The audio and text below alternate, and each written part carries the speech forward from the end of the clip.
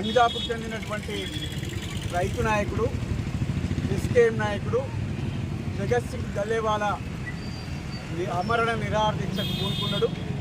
దాన్ని ఇంతవరకు కూడా పట్టించుకోకుండా కేంద్ర ప్రభుత్వం ఒక చోద్యం చూస్తున్నటువంటి దుర్మార్గమైనటువంటి పరిస్థితి ఇవాళ దేశంలో, భారతదేశంలో కొనసాగింది.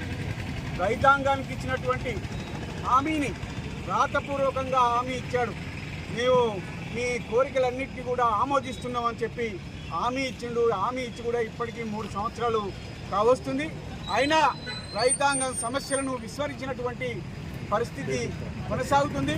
దాన్ని దృష్టిలో పెట్టుకొని ఆ హామీ ఇచ్చినటువంటి రైతాంగ సమస్యలన్నింటినీ కూడా అమలు చేయాలి అని చెప్పి, ముఖ్యంగా మినిమం సపోర్ట్ ప్రైస్ ఎంఎస్పిని చట్టబద్ధం చేయాలనేటువంటి ఒక కోరికతోటి జగత్ సింగ్ దల్లేవాలా 45 రోజులుగా నిరాహార దీక్ష చేస్తున్నాడు.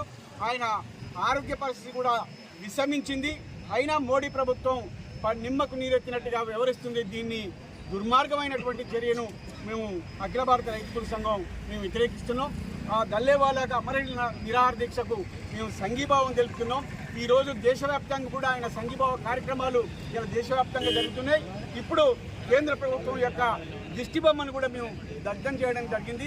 ఇప్పటికైనా మోడీ దిగొచ్చి రైతాంగ సమస్యలను ఇలా దల్లేవాలకు ఈ ఆరోగ్యం విషమించి ఆయన కోలుకునే విధంగా ఆయన విరమణ చేయించాల్సినటువంటి అవసరం ఉందని చెప్పి మేము డిమాండ్ చేస్తున్నాం. రైతాంగ కోరికలన్నింటినీ కూడా ఇలా అమలు చేయాలని చెప్పి మేము డిమాండ్ చేస్తున్నాం.